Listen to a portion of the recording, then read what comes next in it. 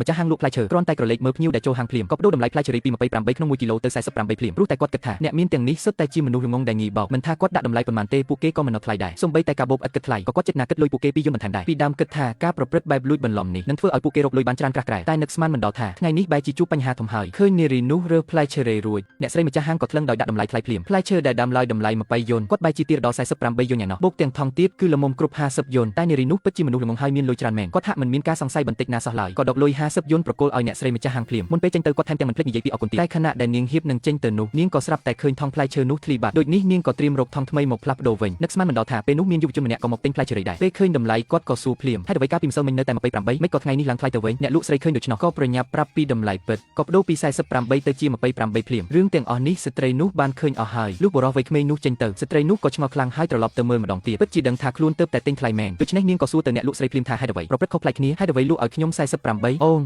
អូនរើសុទ្ធតែផ្លែធំល្អយើងជាអ្នករកស៊ីស្មោះត្រង់ណាស់អូន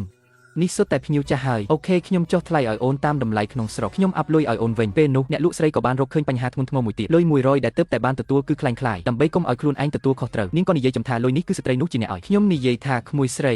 របស់ខ្ញុំទាំងអស់នេះមានតម្លៃតែ50យន់ទេអ្នកបានឲ្យលុយคล้ายមកខ្ញុំខាត់បង់200យន់ពីការនេះអត់យុទ្ធធទេភ្លាមនោះធ្វើឲ្យនាងស្រឡាំងកាំងតែម្ដងនាងទើបតែបានឲ្យ50យន់យ៉ាងច្បាស់លាស់ឥឡូវម្ចាស់ហាងបកសម្ដីវិញថាលុយ100យន់នេះជារបស់នាងក៏ប្រញាប់ពន្យល់ថាអ្នកលក់អ្នកចាំខុសហើយខ្ញុំឲ្យអ្នក50យន់ឯណោះក្រដាស់ប្រាក់នេះមិនមែនជារបស់ខ្ញុំឲ្យទេតើអ្នកមានភស្តុតាងអ្វីថាអ្នកឲ្យលុយ50យន់មិញនេះអ្នកនិយាយពីផ្លែរីនេះអ្នកពិតជាបានឲ្យក្រដាស់ប្រាក់100យន់នេះមែនខ្ញុំថែមទាំងត្រូវអាប់លុយឲ្យអ្នក50យន់ទៀតបូកនឹងការទិញលក់ផ្លែរីនេះ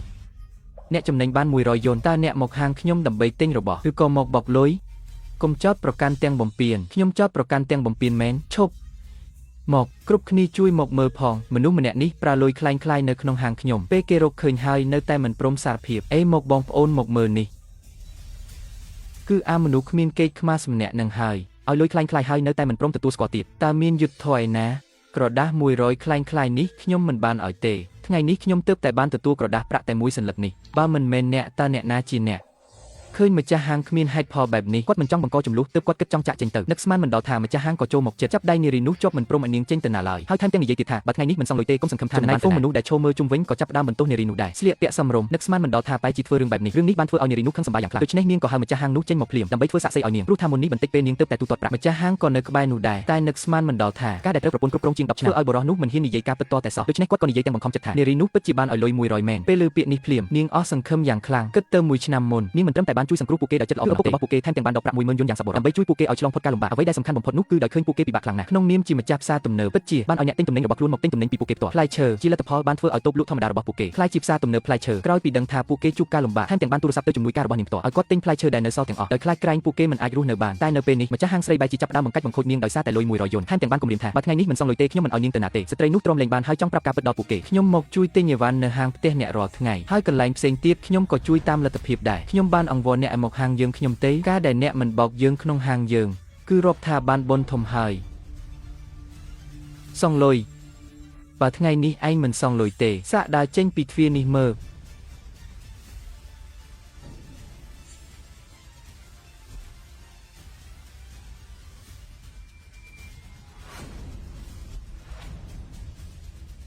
នរណាឲ្យយើងចិត្តល្អម្លេះក៏មិនរវល់ជាមួយឯងដែរឈប់សិនឯងទៅបាត់អីចឹងទៅចុះរឿងលុយคล้ายវិញខ្ញុំនៅមិនទាន់បានគិតជ្រុះហើយជ្រុះញាក់ទៅណាក៏ឃើញតែសក់និយាយទៅក៏លោកកលៀតណាក៏ឃើញតែសក់ដែរហើយបើនិយាយពីរឿងទឹកវិញស្ទះទឹកអស់ហើយដោយសារតែរឿងសក់ហ្នឹងប្រើអីក៏មិនដែរត្រូវដែរតែឥឡូវប្រើជាមួយនឹងឈុតសាប៊ូយូវែលតែមកអាទិត្យឲ្យឃើញប្លែកហ្មងសក់ក៏អន់ជ្រុះហើយសំខាន់ណាកូនសក់ដល់មកឡើងជ្រងច្រាំងហ្មងឃើញសក់ខ្លួនឯងឡើងភ្លឺលោឡើងតុនហ្មងគូជាមួយឯងឲ្យបានស្រួលបួលផងអ្វីដែលគួរឲ្យអ្វីដែលមិនគួរឲ្យខ្ញុំបានឲ្យទាំងអស់ហើយអ្វីដែលពួកអ្នកកំពុងធ្វើពេលនេះគឺកំពុងគំរាមយកលុយខ្ញុំបើអីចឹងមែនហៅប៉ូលីសមកក៏បានដែរល្មមទៅយ៉ាងណាមិញសម្រាប់ធានជីនគឺមានតែផ្លែឈើមួយនោះទេចង់ឲ្យវាទៅគេអីយ៉ាក្មេងស្រីឲ្យប្រើប៉ូលីសមកបំភ័យខ្ញុំបានរីកាទៅឯងប្រើលុយคล้ายនៅក្នុងហាងខ្ញុំចាំមើលប៉ូលីសមកចាប់អ្នកណាអីចឹងឯងប្រញាប់ទូរស័ព្ទទៅខ្ញុំពិតជាមិនចង់ខ្ជះខ្ជាយពាក្យសម្ដីសំបីបន្តិចបន្តួចទេមិនបានជាហៅមនុស្សដូចពួកខ្ញុំអ្នកទីក្រុងឯងអស្ចារ្យណាស់ឯងថ្លៃធ្នូណាស់មែនទេមើលងាយពួកខ្ញុំអ្នកស្រែខុសអីពួកខ្ញុំរកលុយដោយសមត្ថភាពខ្លួនឯង បើគ្មានការលះបង់ដ៏លំបាកលំបិនរបស់អ្នកស្រ័យទេមិននឹងមានជីវិតស្រណុកសុខស្រួលដូចឯងឥឡូវនេះទៅក្មេងស្រីចំនួនឥឡូវនេះពិតជាមិនចេះដឹងគុណសោះនាងតូចអើយត្រឡប់ទៅប៉ុន្មានចំនួនសុទ្ធតែជាអ្នកស្រ័យទេធ្វើជាមនុស្សកុំភ្លេចកំណើតឲ្យសោះខ្ញុំមិនមែនមានន័យថាមើងងាយអ្នកស្រ័យទេអាឡូលោកជាងមនុស្សពីការិយាល័យពាណិជ្ជកម្មនិងឧស្សាហកម្មនិយាយថាផ្លែឈើរបស់យើងមានករណីបន្លំយករបស់អន់មកជំនួសរបស់ល្អជាច្រើនថាពួកយើងបានបោកប្រាស់អ្នកប្រើប្រាស់ពួកគេចង់បិទអាជីវកម្មរបស់យើងបានអ្នករងចាំខ្ញុំទៅឥឡូវនេះហើយមិនក៏ព្រើរងាភ្លាមយ៉ាងនេះលើកទូរស័ព្ទមួយផ្លែតចង់ទៅបាត់ហើយថ្ងៃនេះបើឯងមិនសងលុយទេកុំគិតថាអាចដើរចេញពីហាងនេះបានឲ្យសោះ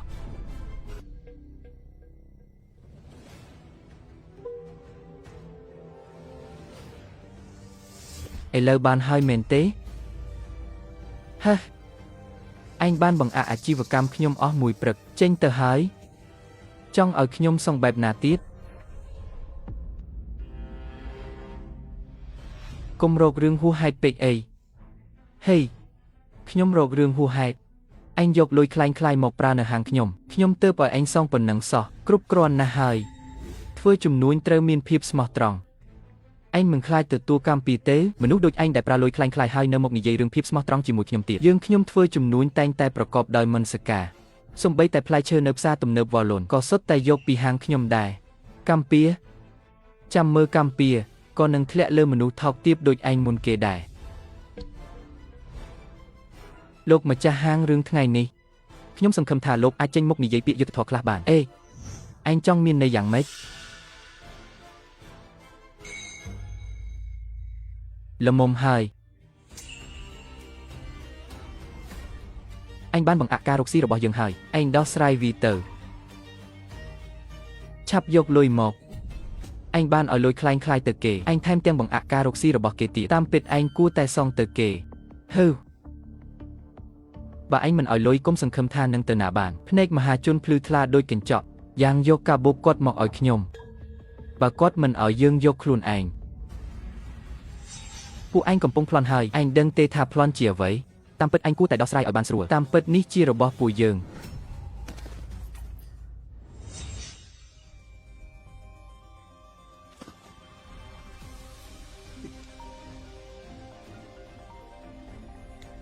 អាឡូលោកអគ្គនាយកជាមិញនេះប្រធានផ្នែកលទ្ធកម្មរបស់យើងបានពិនិត្យមើលបន្តិចរបស់ដែលមានបញ្ហានៅស្រុកគូទាំងអស់សុទ្ធ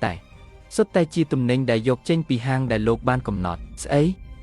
អាយ៉ាលោកអគ្គនាយកជាងចុះហាងនេះយើងនៅតែទទួលយកទៀតទេមិនបាច់ទេខ្ញុំនឹកស្មានថាពួកឯងជាមនុស្សស្មោះត្រង់ទើបចង់ជួយទំនុកបំរុងឯងគ្រប់បែបយ៉ាងមិននឹកស្មានថាបែរជាជួយទៅហើយពួកយើងជាអ្នកស្រែចម្ការមិនអាចពឹងពាក់លើអ្នកមានបុណ្យនៅទីក្រុងដូចលោកទេពួកយើងទាំងអស់គ្នាពឹងផ្អែកលើខ្លួនឯងមិនដូចអ្នកខ្លះទេហឺមានដៃមានជើងបែរជាធ្វើរឿងអសិលធម៌លួចឆក់ដូចជាពួកឯងដែលឃើញប្រយោជន៍ភ្លេចគុណនិងលោភលន់មិនចេះស្កប់ស្កល់បងប្អូនគួរតែមានកៅអីយិនសិនយ៉ាងធៀបទុកក្នុងផ្ទះព្រួយអាចជាបងប្អូនបានបងប្អូនដែលមានអាការៈដូចជាចុកដៃចុកជើងចុកចង្កេះចុកឆ្អឹងខ្នងកប់សរសៃជាសរសៃហើមសរសៃពណ៌សរសៃចុកសរសៃឈឺក្បាលវិលមុខបាទគ្រុនផ្ដាសាយស្រឿងសាយក្នុងខ្លួនបងប្អូនខ្ញុំសូមណែនាំបងប្អូនឲ្យប្រើជាមួយនឹងកៅអីយិនសិនយ៉ាងធៀបបងប្អូនអាចរកទិញបានគ្រប់ដេប៉ូតំណាងចែកចាយរបស់ក្រុមហ៊ុនកៅអីយិនសិនយ៉ាងធៀបបានទូទាំងប្រទេស